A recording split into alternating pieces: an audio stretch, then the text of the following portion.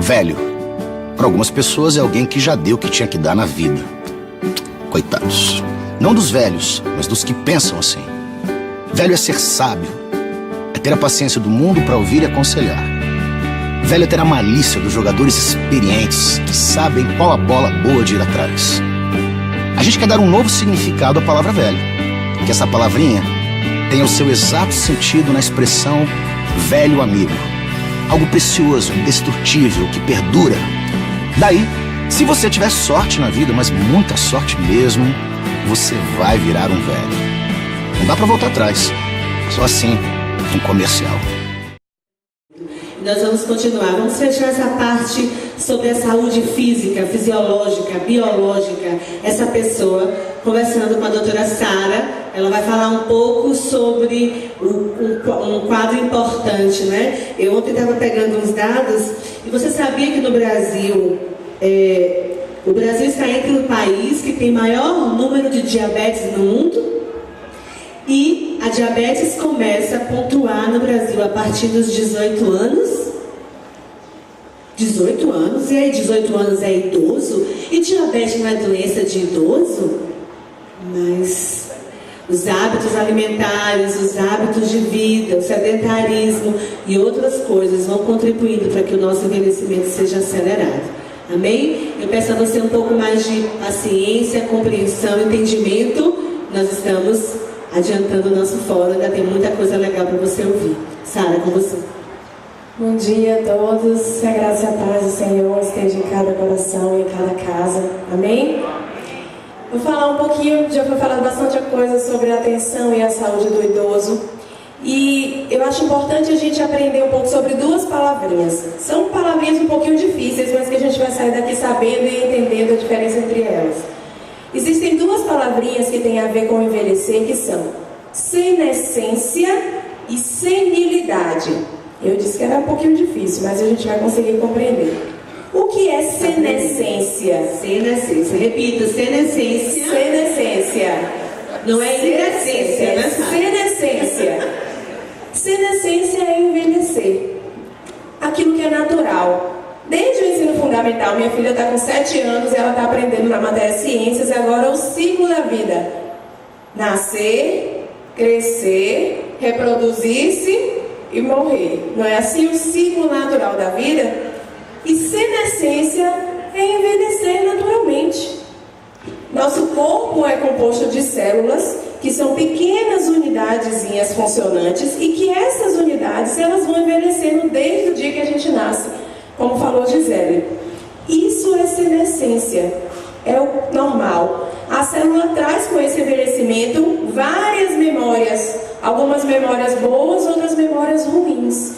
E a gente vai envelhecendo, trazendo conosco essas memórias, mas isso é natural, fisiológico. Cada fase da nossa vida a gente tem algumas peculiaridades, coisas que a gente pode e coisas que a gente não pode fazer. Até com 20 anos que a gente se acha o tal, o bam, tem coisas que a gente pode e tem coisas que a gente não pode fazer. Quando a gente nasce, quando a gente cresce, a gente é completamente dependente na infância. Desculpa, é porque eu não queria dar as costas aqui pro irmão.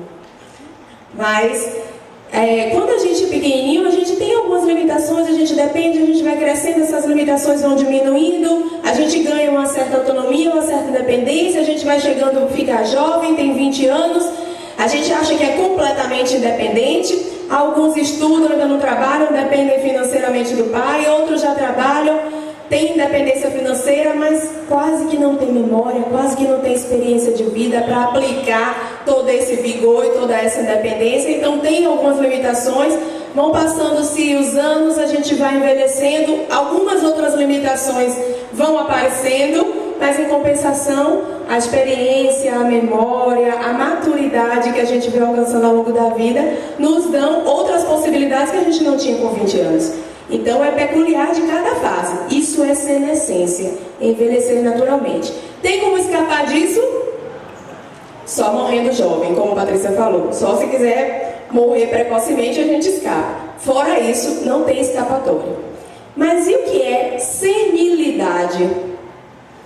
Senilidade é envelhecer adoecendo. que a gente chama envelhecer com patologia, não com fisiologia. Fisiologia é o que é normal, é o que é natural. Patologia é o que é doente, é a doença. Então, senilidade é aquele envelhecimento que vem carregado com doença, com patologia. Tem como escapar disso? A maioria das vezes tem. Ou pelo menos minimizar isso, porque nem sempre a gente consegue escapar. A gente escolhe o que semeia, mas a gente não escolhe o que colhe. Só que na fazenda da vida, nessa fazenda que a gente vive, a gente às vezes tem que plantar, a gente às vezes tem que colher coisa que outras pessoas semearam. Então, no que diz respeito à nossa saúde, a gente não depende exclusivamente das nossas escolhas. A gente depende também das escolhas dos nossos antecessores. Então, tem coisas que já vem marcadinho ali quando a gente nasce. Porque teve muito a ver com o que o nosso pai, a nossa mãe, o nosso avô, a nossa avó escolheu viver. E aí a gente já nasce com essas marquinhas. E agora eu faço como Nicodemos. Dá para nascer de novo?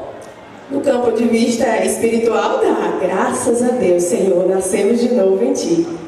Mas naquilo que é físico, dá para nascer de novo? Não dá. Isso não tem como mudar. Então, aquilo que a gente já vem marcadinho para ter, a gente não tem como nascer de novo e deixar de ter. Mas as nossas escolhas podem mudar o rumo dessa história ou precipitar e adiantar o aparecimento dessas marcas. Estão entendendo? Agora eu vou falar de maneira mais clara no que diz respeito a isso. Não vou abordar cada doença. Mas o que é importante a gente saber disso aqui? Aquilo que o nosso pai, a nossa mãe escolheu viver e que por conta disso a gente já nasceu marcado para ter diabetes, marcado para ser hipertenso no futuro, marcado para desenvolver um câncer de mama, marcado para desenvolver um câncer de intestino, diretamente a gente não tem como mudar isso. Mas aquilo que a gente escolher viver ao longo da nossa vida pode retardar, minimizar, às vezes até em alguns casos anular essa marca, ou pode precipitar, aumentar e piorar essa marca. E o pior, a gente acaba deixando mais marquinhas para os nossos sucessores.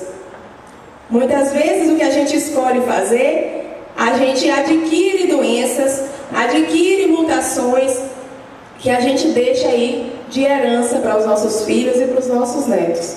Por isso a importância das nossas escolhas. Pode passar. Então, com relação à atenção e à saúde do idoso, as estatísticas mostram que as doenças mais prevalentes são aquelas doenças crônicas, que na maioria das vezes a gente vem marcado para ter, e com os nossos hábitos, com as nossas escolhas ao longo da vida, essas doenças se precipitam, pioram, agravam, viram doenças ainda maiores, e a gente acaba passando para a nossa sucessão doenças ainda pioradas. Infelizmente, boa parte delas a gente herdou assim, a gente está colhendo o que alguém plantou, mas a gente pode mudar ou minimizar dependendo daquilo que a gente escolhe. Então, quais são elas? Hipertensão, problemas de coluna que tem a ver com fragilidade óssea, com estrutura constitucional, problemas de movimento e diabetes. Diabetes vem como a quarta, doenças cardíacas e artrite ou reumatismo. Na maioria das vezes, essas doenças, como eu estou falando, elas podem ser minimizadas por escolhas pessoais que podemos fazer. E isso tem a ver basicamente com escolher viver com qualidade de vida. Eu sempre brinco, eu sou especialista em saúde pública e medicina de família e comunidade, então, assim como Gisele, eu lido com a estratégia de saúde da família, com o SUS e tento fazer a diferença naquele trabalhinho de formiguinha, naquele mundinho ali que eu vivo. Mas eu sempre lido muito com os meus idosos e quando eu passo aquilo que eles podem, aquilo que eles não podem comer, a cara é de desespero total. Porque eles não podem tudo que eles gostam, né? E o que eles podem, a maioria das vezes é sem gosto, o paladar já não é mais o mesmo, as células que identificam o sabor da língua, elas também já estão envelhecidas, então elas precisam de um pouquinho mais de no tempero para elas conseguirem sentir. E o que eu faço? Tiro esse tempero. E aí, eles chegam lá, não tenho apetite, doutora, eu não quero comer, a comida é sem graça, não tem sal, eu não posso comer meu cuscuz, eu não posso comer meu requeijão, eu não posso comer, eu trabalho em Santa Bárbara, imagine, terra do requeijão. E aí vem meu velhinho, gente, não é porque é velho, é descartável não, viu? É velhinho no sentido de carinho, de meu, de pertinho de mim, de frágil, de quem eu quero cuidar. E aí ele chega pra mim, doutora, mas o meu requeijão, me mostra aquele exame de colesterol. Eu digo, olha, a partir de hoje a gente vai ter que tirar o requeijão. Não faça isso comigo, doutora, meu cuscuz com requeijão, pelo amor de Deus. Eu não vivo sem o meu cuscuz com requeijão. O ovo, ou então o leite, tirado da vaca, assim, com aquelas bolinhas amarelas de gordura, assim por cima, pra jogar por cima do cuscuz. E aí a gente vai pesar. O que é viver com qualidade de vida? É viver 100 anos mal-humorado, comendo nada que eu gosto só porque eu preciso chegar aos 100 anos? Ou é morrer com 30, mas enfiando o pé na jaca, comendo tudo que eu quero, fazendo tudo que eu quero? Existe uma palavrinha básica para tudo na vida, que é moderação. É aí que entra a moderação em tudo que a gente precisa fazer. No que a gente escolhe comer, e como a gente escolhe viver no que diz respeito à prática de atividade física.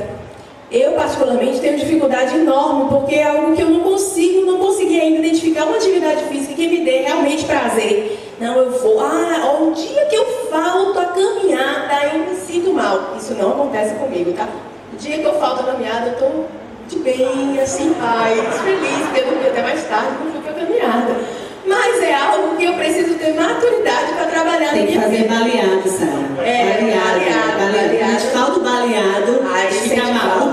Vamos arrumar um baleado das quarentonas. Isso. Tá, gente? Ai, eu sinto muito baleado das 40. Né? Eu vou ter que ficar de fora, sendo esse baleado das 40, porque eu já estou nos 30. Então, assim... Não, mas você já entra. A gente deixa ela entrar, viu? Você pode entrar, Sara, para ensaiar, para se preparar. Entendeu? Então, o que a gente fala a respeito da moderação e das escolhas de vida que a gente pode fazer? Isso diz respeito tanto à nossa saúde física quanto à nossa saúde mental. A gente precisa escolher viver, escolher hábitos que nos tragam saúde, mas que nos tragam alegria e felicidade. Hoje a gente já consegue estabelecer um plano alimentar de atividade física com os nossos idosos ou com os nossos portadores de saúde de doenças crônicas, hipertenso diabético, e a gente consegue disciplinar de tal maneira que a gente chega num nível, num patamar de dados de exames laboratoriais, que eu tenho um diabético que come uma fatia inteira de bolo com chocolate com cobertura no dia do aniversário dele. Ou eu tenho um paciente que tem o colesterol lá em cima, mas que no dia que o filho vem de Salvador, eu libero e ele pode comer aquela galinhada com cuscuz se me convidar, é claro. Se não me convidar, eu proíbo. Não come. Mas se me convidar, come aquela galinhada caipira com cuscuz. Agora, pode comer a galinhada caipira com cuscuz todo dia? Não pode.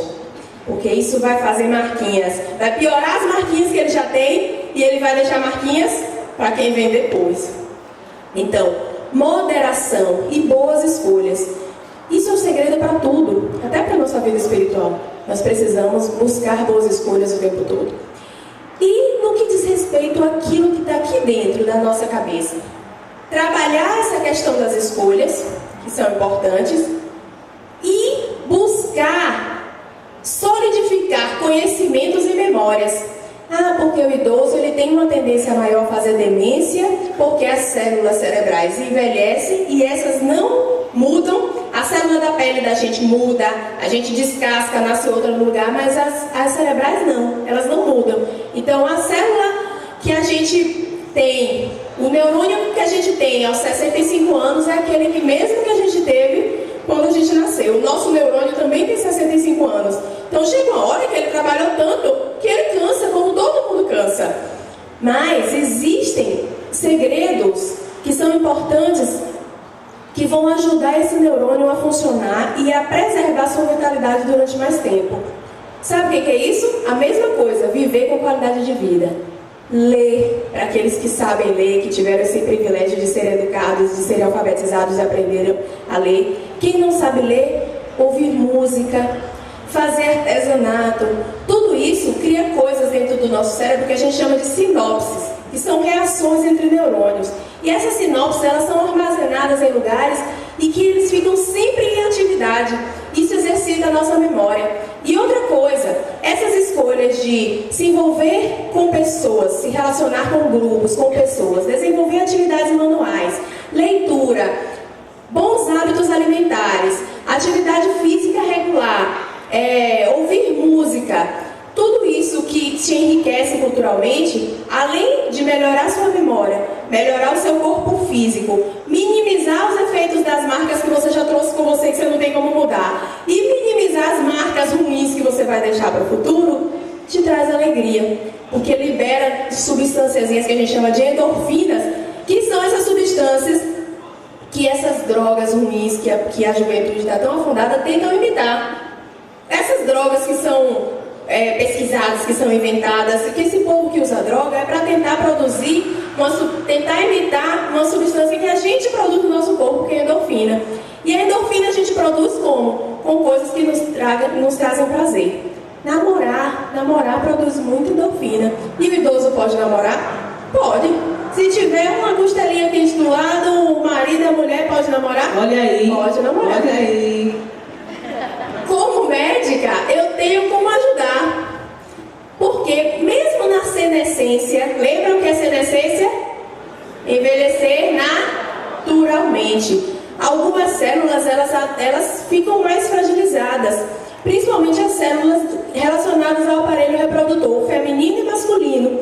Mas para isso que Deus dotou de inteligência a mente humana. E hoje a gente tem algumas medicações que ajudam tanto um lado quanto o outro. Para namorar. Isso é saúde? Isso é alegria? Isso é bem-estar? Isso traz endorfina e faz envelhecer com senescência, com saúde, com bem-estar. Falando basicamente sobre essas doenças crônicas que são as mais comuns, eu quero, para finalizar, vou falar só de duas coisas. Chamar a atenção de vocês para um tripézinho que meu professor falou há pouquíssimos anos atrás, quando eu estava na faculdade. Poucos, não precisa falar quantos, que não interessa a ninguém, mas foi quase ontem. Meu professor falou uma coisa que eu nunca esqueci com relação à saúde do idoso. Ele dizia assim, era uma brincadeira, tá, gente? Mas era uma maneira que ele falou e que fixou na minha mente, eu nunca esqueci. 3 cuidados especiais. Ele dizia assim, olha, vocês não podem esquecer, velho só morre de 3Q. Aí a gente ficava, 3Q? E que a gente ficava pensando em meio mundo de coisa, né? Queloide não mata ninguém. Que? Aí ele dizia, nunca esqueçam, velho só morre de queda, catarro ou caganeira. E aí, o que ele queria dizer com isso? Gente, catarro e caganeira não começa com Q, tá? Mas a gente decorou dessa maneira. Porque essas 3 coisas, que mim que ainda tenho 30 anos, o pastor Jackson que tem 35, e mais algumas pessoas... De ministério, gente. É de Gil, que tem 32. De ministério, de casada. Essas pessoas, assim, que ainda estão na faixa dos 30, talvez não tenham tanto impacto quanto tem nas duas pontas. Né? A gente não pode pensar que tanto no idoso, na criança também, esses 3 Qs também têm um impacto importante. Mas cair não é bom para o idoso. Por que cair para uma pessoa de 65 anos, 70 anos é diferente do que eu com 30 cair? Com 30 eu cair, o que vai acontecer? Pagar o mico geral, baixar a cabeça e andar sem ninguém me ver, né? Agora, se uma pessoa de 70 anos, 80 anos cai, qual é o risco que ela tem? O osso, principalmente depois dos 40, 50 anos, ele vai ficando mais poroso. O que é poroso? É tipo uma caverna. Então a quantidade de cálcio, que é o que dá a sustância, a firmeza do osso, ela é diminuída. Então aquele osso ele vai ficando bem mais frágil. Uma queda que aparentemente é uma queda simples, no banheiro, no box, você vai sair do box, quem aqui nunca escorregou, às vezes não chega nem a cair. Tá no box tomando banho, tudo molhado, ensaboado, cai o sabão e você vai pegar no chão. Naquela hora, opa, bateu na parede, ninguém nem viu, ali não pagou nem mico, né? Porque ninguém nem viu, ninguém deu risada, tá de boa, se enxuga, ao máximo às vezes fica uma manchinha roxa na perna. Passa uma pomadinha de arnica, um gelão, um reparinho, qualquer coisa, ficou bom. Mas nesse idoso que tem esse osso frágil, poroso, cavernoso, com uma baixa concentração de cálcio, esse mesmo escorregão, que nem foi ao chão, bateu só esse cantinho daqui desse ossinho que a gente tem. Quando eu era mais gordinha, eu não conseguia descobrir que eu tinha não, mas agora eu consigo perceber que ele está aqui. Aí a gente bate no canto da parede, esse estalo quebra o osso. E aí faz uma fratura de colo de fêmur. E aí ele vai precisar operar. Em alguns casos ele não tem condição de operar por conta dessas marquinhas todas aí. É hipertenso, diabético, tem problema de coração. E aí para onde é que ele vai? Para cima da cama. E aí ele não anda, e aí ele toda a autonomia que a gente tentou cultivar nele ao longo de tantos anos cai por terra, porque ele precisa de ajuda, de auxílio para se alimentar, para tomar banho, para trocar a fralda. Então, por que a importância da gente compreender isso e adaptar a nossa casa? Quem é mãe sabe disso. Quando a gente vai esperar um bebê, a gente não faz uma adaptação da casa para receber aquele bebê. É aquela fase, né? Às vezes a gente tira a mesa de centro com ponta para o bebê estar começando a andar. Aí ele não pode se bater nas pontas. Aquilo que é de vidro, que ele vai pegar e se cortar e botar na boca, a gente tenta tirar do acesso dele e coloca no alto. Então essa adaptação também é necessária para quem tem um idoso em casa, para evitar esse tipo de queda. Dentro da possibilidade financeira, adaptações com corrimão, especialmente em áreas de escorregar, escada, ladeira, banheiro. Quando ele precisa se abaixar para sentar no vaso sanitário, algum apoio de mão, porque qualquer queda, esse é o primeiro quê? Qualquer queda no idoso pode trazer consequências muito maiores do que em outras fases da vida. O segundo quê é o catarro. Por que o catarro também é muito perigoso para o idoso? Por conta da baixa imunidade, da baixa reserva que esse idoso geralmente tem. E esse catarro que a gente fala é gripe e tosse. Aquilo que é uma simples gripe. Por que a campanha do Ministério da Saúde de vacinação para a gripe é tão enfática no que diz respeito a vacinar os idosos? Porque aquilo que é uma gripe comum em mim, que às vezes eu nem tomo remédio, é um vírus, eu sei que vai passar, espirro uns 3, 4 dias, posso até ficar de cama, ter uma febrezinha, tomo um chá melhor. No idoso pode virar uma pneumonia e vira assim, ó, um piscar de olhos, com muita facilidade. Muitas vezes ele mesmo não percebe. Quando chega pra gente, já chega com uma falta de ar grave, a gente vai ver uma pneumonia. E aí, o internamento para uma pessoa que já tem um sistema de defesa baixo, tem contato com bactérias e vírus lá no hospital, aí às vezes sai pior do que o que entrou, mas era necessário entrar para internar, para tratar. Então assim, o segundo que também é muito, a gente precisa ter muito cuidado. Então é importante lavagem de mãos, evitar lugares fechados em momentos de surto de gripe, fazer a vacinação todo ano. Ah, doutora, como não? Eu tomei essa vacina e foi pior. Eu estava só espirrando, agora olha como é que está meu catarro. É comum, pode aparecer nas primeiras semanas, às vezes no primeiro mês depois da vacina, que é com vírus atenuado. Então pode aparecer uma gripezinha, mas que a gente consegue combater. Mas aquela vacina, ela vai te proteger com relação a outros vírus, e a proteção é de 1 ano. Então é importante se vacinar, é importante procurar atendimento médico se tiver com gripe, com tosse prolongada, tosse que não melhora, tosse com secreção, às vezes tosse seca de 1 a 2 semanas. Ah, é assim mesmo, sempre tive essa tosse, é alérgica. Procura o médico, vê mesmo se é alérgica, vamos tratar. Então o segundo que é o catarro, não pode esquecer que também no idoso merece atenção especial. E o terceiro que é a caganeira. A caganeira também é muito grave no idoso, porque o idoso, ele é a diarreia, gente, por favor. É a diarreia, para os mais chiques. Para nós é a caganeira mesmo. No Ceará chama andaço. Andaço porque a pessoa anda muito do vaso. Toda hora do vaso. Então, terceiro, gente, ó, aconteceu um fato essa semana que é importante pra gente ver que todo mundo é igual. Às vezes a gente faz aquela... Minha filha essa semana pegou um livro na biblioteca para ler em casa que diz assim: as princesas também soltam pum. E aí ela leu aquilo: mamãe, aqui dizendo que a Cinderela soltou pum.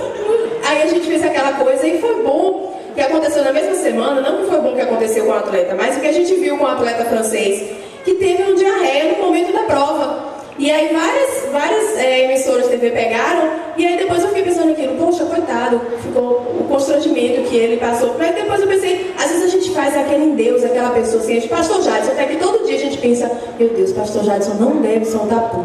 Ele nunca deve ter uma caganeira, porque a gente faz aquilo. Segundo Dora, o pum dele cheirar alfazema, viu, Cíntia?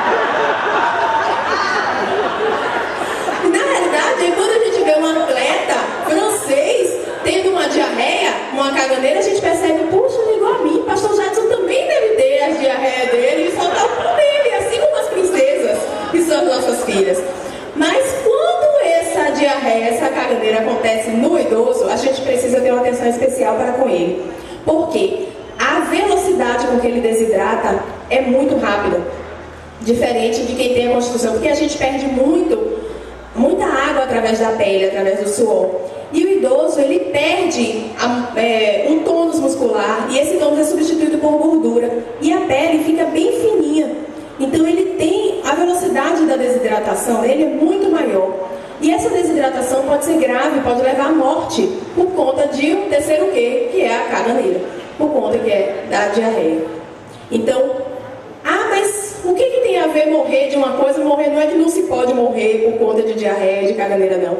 Mas é algo que a gente pode intervir de uma maneira simples, resolver e tratar. Então não é justo que uma pessoa vá a óbito, que uma pessoa morra por conta de uma diarreia, que um soro caseiro, uma medida mais invasiva, uma hidratação venosa, um remédio que a gente tem resolve. Então é algo que a gente pode resolver. Então, os 3 cases a gente não pode esquecer. Eu já extrapolei meu horário, mas eu preciso falar rapidinho, pode passar?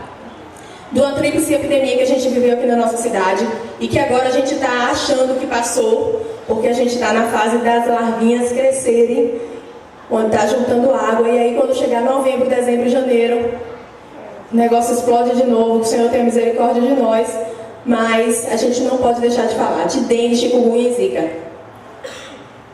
Assim como os 3 Qs, os idosos precisam de atenção especial, aqui também, a dengue, a chikungunya e a zika, que na maioria das pessoas podem passar, algumas vezes até desapercebido, principalmente a zika, que tem uns sintomas menos graves, mas que a gente já viu a repercussão no caso das gestantes, na microcefalia, e no caso de algumas pessoas que desenvolveram Guillain-Barré, que é uma síndrome de paralisia dos músculos associada à zika, mas na maioria esmagadora da população tem gente que nem percebeu que teve zika.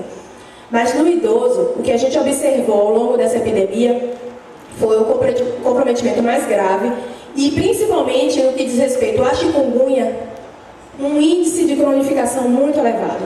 E é muito triste, eu falo assim, eu fico muito triste com meus pacientes crônicos de chikungunya porque eu me sinto extremamente impotente. A única coisa que eu posso fazer em primeiro lugar é orar por eles e segundo, passar medicações assim que são paliativos assim, bem meia boca. Então assim, eu não consigo tirar a dor deles. Por mais que eu tente, a medicina ainda não descobriu algo. Então, você ser crônico de chikungunya é triste, é limitante, você não consegue desenvolver atividades diárias.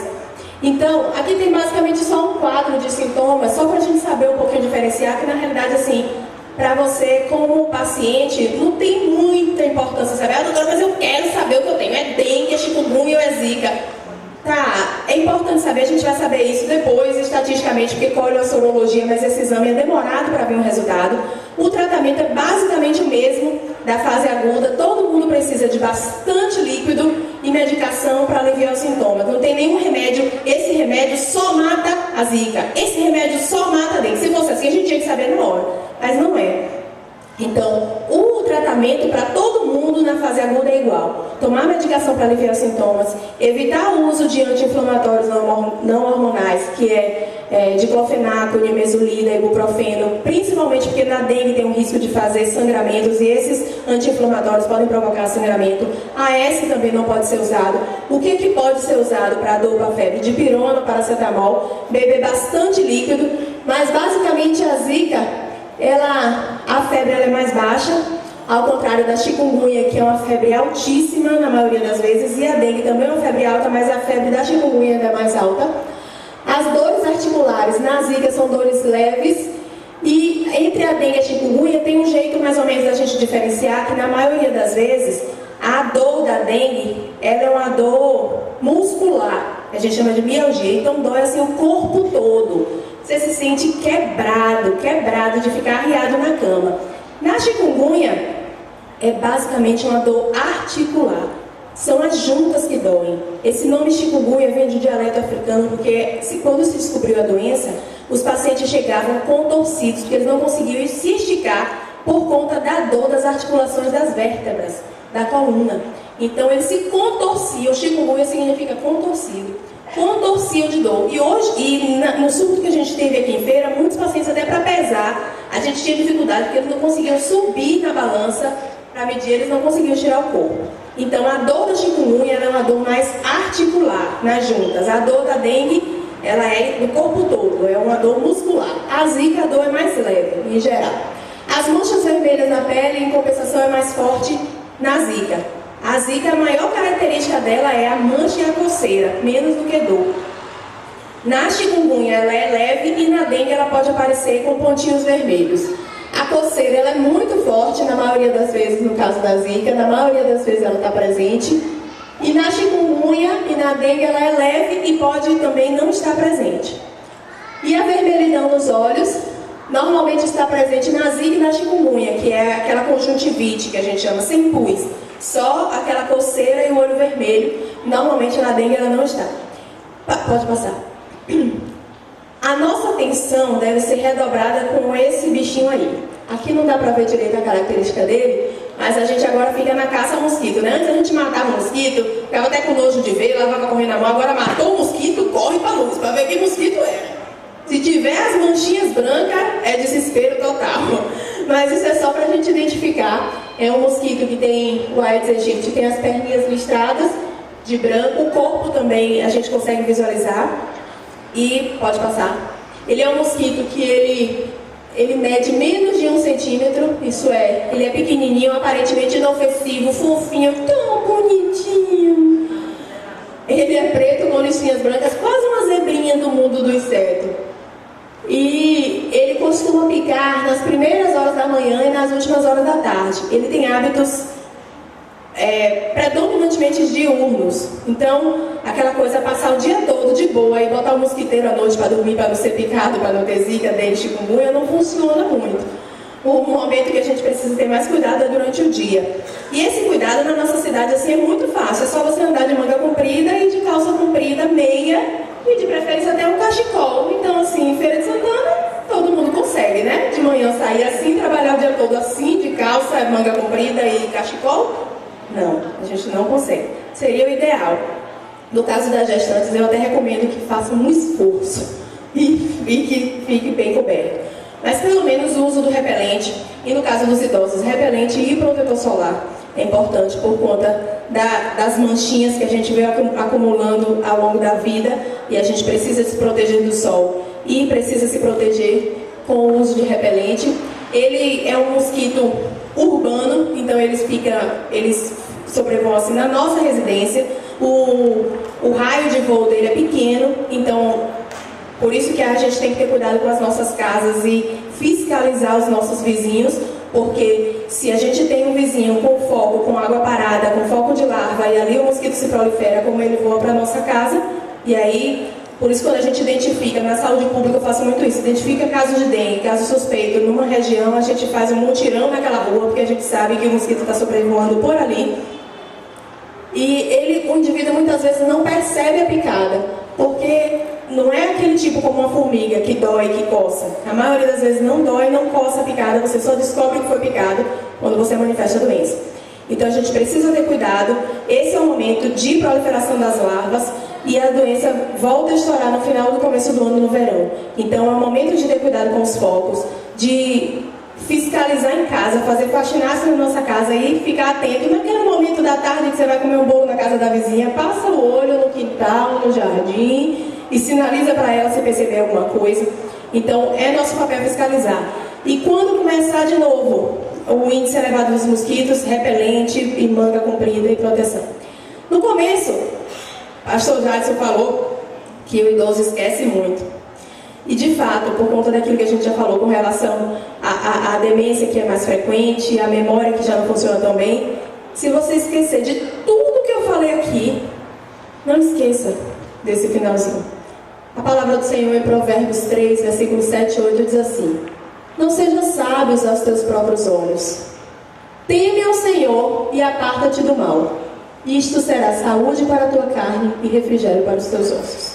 Se temermos ao Senhor e apartarmos do mal, é a saúde que nós precisamos para a nossa carne e para os nossos ossos. Só isso não pode esquecer. Tá bom? Obrigada.